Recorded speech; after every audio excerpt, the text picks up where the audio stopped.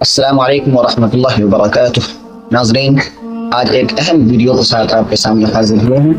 آج ہم اس ویڈیو میں آپ کو ایک ایسے شخص سے ملاتے ہیں جنہوں نے اپنی پریشانیوں کا سامنا کیا ہوا تھا، لیکن انہوں نے طے کیا کہ اب ہم کو اس بری خصلت کو چھوڑنا ہے، اور پھر وہ کہانی کیسے کیسے ان کے ساتھ پیش آئی، آئیے انہی کی زبانی میں ان کی کہانی سنتے ہیں۔ آئیے ہم لوگ ان کی کہانی انہی کی زبانی سے سنتے ہیں۔ خیریت سے ہیں حضرت؟ کیا بتائیں، پان بہت زیادہ ہو جا رہی ہے اور اتنی خطرناک لت لگ گئی ہے کہ کھانا کھانے کے بعد تو پان چاہیے ہی چاہیے۔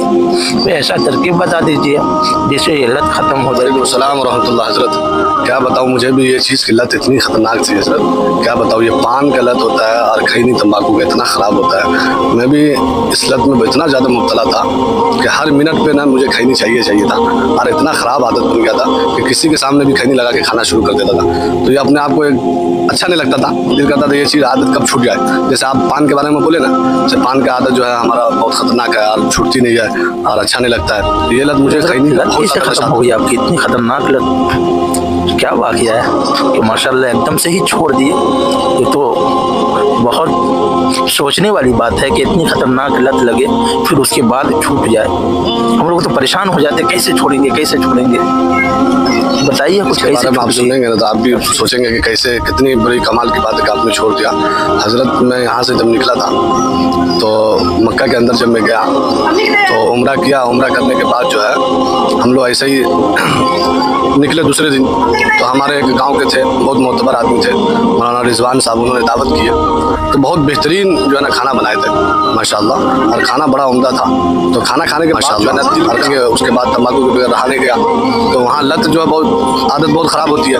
پھر وہاں جب گئے تو ہم لوگ جو ہے دل کیا کھانے کا، اب کھانے کا دل کیا تو ہم لوگ گئے وہاں، تو پوچھے ایک دو آدمی سے کہ بھائی یہ تمباکو ملے گا کہیں کیا؟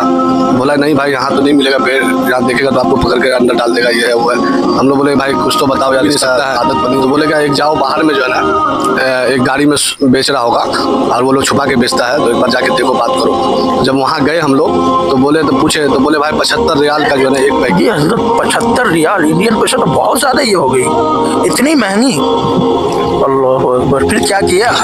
بہت سارا بچے کو جو ہے نا کپڑے وستر لے لوں گا، اور بہت سارا 75 ریال کا تو لوگوں کو ایک ثواب کا ذریعہ بھی ہو جائے گا اور بہت اچھا ہو جائے گا۔ تو ہم یہ سوچے تھے، تو اسی وقت میں نے کہا کہ اللہ میں اس سرزمین پہ میں توبہ کرتا ہوں، آج کے بعد یہ تمباکو میں کبھی اپنی زندگی میں نہیں کھاؤں گا۔ تو حضرت میں نے اسی وقت توبہ کیا، اور توبہ کرنے کے بعد اللہ نے اس سرزمین کی توبہ کو مجھے قبول کر لیے، اور اسی دن سے میں آیا، انڈیا آنے کے بعد بھی مجھے بہت زیادہ ترس آئے، مگر میں پھر یہی سوچ لیتا تھا کہ اللہ کے گھر میں نے توبہ کیا ہوں، اور اللہ کے سرزمین پر جس کے اپنے رسول کو جو اتنے بڑے دنیا میں اللہ تعالیٰ نے بھیجا، اور اس سرزمین پہ تو اس جگہ میں نے توبہ کیا، اللہ کا شکر ہے اسی وقت توبہ کیا، اور یہ چیز میری عادت چھوٹ گئی۔ حضرت اگر انسان چاہے تو آدمی جو ہے نا کوشش کرتا ہے تو سب چیز چھوٹ جاتا ہے، تو آپ بھی کوشش کریے انشاءاللہ۔ پان کی لت جو ہے انشاءاللہ ایک بار توبہ سچی نیت سے کر لیں گے کہ نہیں مجھے نہیں کھانا ہے، انشاءاللہ آپ کو وہ چھوٹ جائے گی لت۔ ماشاءاللہ آپ نے جو واقعہ ابھی سنائی دل کو جھنجھوڑ کر رکھ دیا حضرت، واقعی سوچنے پر مجبور کر دیا، ایک دم دل و دماغ کو ایسا لگ رہا تھا کہ